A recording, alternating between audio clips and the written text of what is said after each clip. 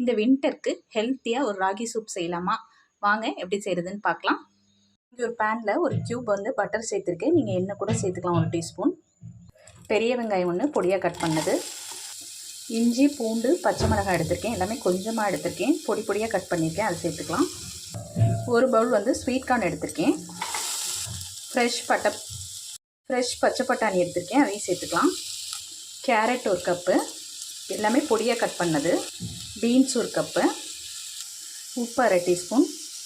2 நிமிஷம் நல்லா வதக்கி விடுங்க. நான் 1 கப்பு தண்ணி எடுத்துருக்கேன். காய் வந்து ஒரு 5 நிமிஷம் வேகட்டும். காய் நல்லா வெந்துடுச்சு. ராகி மாவு வந்து நான் 2 டேபிள் ஸ்பூன் எடுத்து தண்ணியில் மிக்ஸ் பண்ணி வச்சுருக்கேன், அதை சேர்த்துக்கலாம். பெப்பர் பவுடர் வந்து 1/2 டீஸ்பூன் எடுத்திருக்கேன், அதையும் சேர்த்துக்கலாம். இதை சேர்த்து ஒரு 2 நிமிஷம் கலந்து விடுங்க. மாவும் நல்லா வெந்துருச்சு. இப்போ நம்ம ஸ்டவ் ஆஃப் பண்ணிக்கலாம். கொத்தமல்லி இலை சேர்த்துக்கிறேன். லெமன் ஜூஸ் 1 டீஸ்பூன் எடுத்திருக்கேன். நீங்களும் இந்த ஹெல்த்தியான ராகி சூப்பை ட்ரை பண்ணி பார்த்துட்டு கமெண்ட் பண்ணுங்கள்.